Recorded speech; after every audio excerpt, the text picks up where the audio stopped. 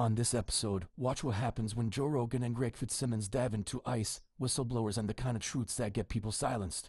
Back in the 70s and 80s, there was a lot of empty units like down on the Lower East Side, like Tompkins Square Park area. There was a lot of squatting. Yeah, this is it. Squatter moved into the pensioner's empty home, then won the legal right to keep it and sold the house for 540, is that euros or pounds? Is that pounds? What's that weird? Pounds, yeah. England has pounds. That's still. fucking crazy. That's so crazy. England has lost its fucking mind. Yeah. It's almost like they want people to either revolt or completely submit. It's one or the other. It's like you're either begging for a revolution or you're begging for people to completely submit. Mm-hmm. They've arrested 12,000 people this year for social media posts. Oh, that's right. And most of it is criticizing immigration. Just criticizing immigration. Yeah. Just saying immigration sucks. We should send these people back home. Cops show up at your door. Right. Here's a little chart that shows the increase in ICE activity under Trump. Now, some may argue this as being a good thing, but with such an increase in arrests, you've got to assume the accuracy of those arrests has gone down, and that's just morally wrong.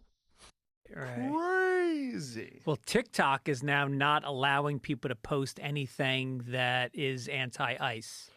Not just that. You can't post the juice box emoji What's that? because it's code for Jews. Because people were using it because they were blocking content where they were criticizing Israel. Wait, why is it juice box Jews? I don't know. Oh, juice box. Juice. If you didn't get that joke, then maybe this tweet will help you better understand. It is funny. But did they block the use? This is somebody sent me this. I haven't verified this. Did they block the use of the word Epstein? I'm not on the app, but I saw a video of someone like trying, Yeah, let's posting run or that whatever, through Perplexity. and ask if it's blocked See if from Perplexity will TikTok. rat out TikTok. Right, because that's It's so crazy that they would do it because they just purchased it, right? So it was just purchased by some. What is the group? Did Larry Ellison's group purchase it? yes. Okay, which is a tremendous supporter of Netanyahu in Israel. Right. So yeah, there you go. Wow. So you got censored news now. So any criticism of Palestine, what's going on in Gaza, all that stuff's gonna get squashed probably. This creator right here is one of many huge creators who were deplatformed after TikTok was turned over to Larry Ellison simply for her stance on Palestine. She had over 1.4 million followers, and within minutes, they were all gone, simply for having an opinion. Let that sink in. TikTok does not have a rule that bans or blocks the word Epstein across the app, but many U.S. users have recently been unable to send that word in direct messages. Now, I have a friend, his name's Bobby Epstein, totally unrelated. He's the guy who owns the Coda racetrack. He's a good friend of mine. I can't send a message saying I was just talking to my friend Bobby Epstein.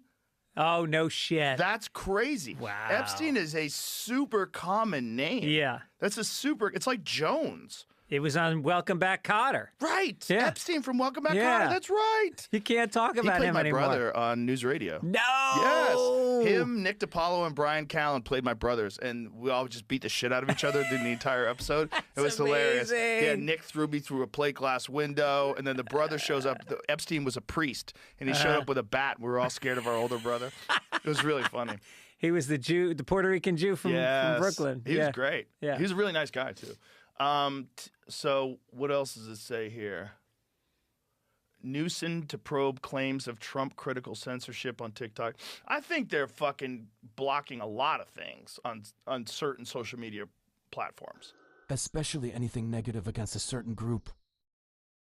I mean, Well, what is that? I mean, what's your big picture take on whether or not social media platforms, which are privately owned, have responsibility that, say, regular broadcast networks would have in terms of not censoring things? Well, regular broadcast problem is they censor things. Right. They don't just report on the news. They report on what they decide they're going to report on. Like, if it's a CNN hourly news segment, they have no responsibility to tell you about any particular story. Mm-hmm. None. Zero. Yeah. So they'll wait till something becomes like unmanageable before they'll start talking about it. Right. So something like starts getting traction on social media, like some sort of a corruption scandal, if it's a left-wing scandal, they can ignore it. And they have. Multiple times. Right. And they have no obligation to. It's not like we have to tell you about these very Right. critical. It's not like, we ran it through AI. There's 20 things that the American public has to know about. So they censor, or at least they curate the Yeah. content. I think for social media platforms, if Elon Musk didn't buy Twitter, we would be fucked.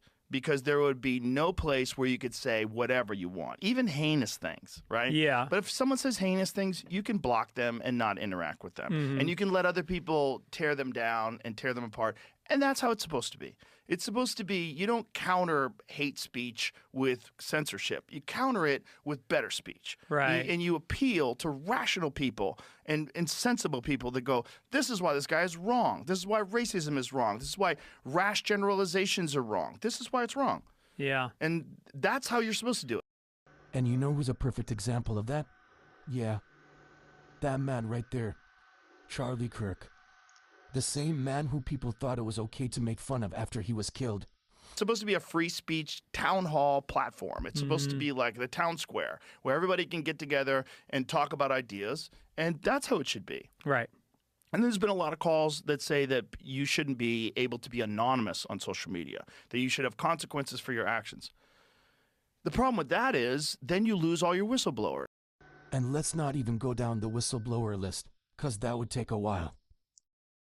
Right? All the whistleblowers that are talking about giant corporations that are doing horrible things to the environment secretly in other countries, which we find out about all the time. Like the Stephen Dozinger case where that guy got arrested. But he was prosecuted. Was it Exxon?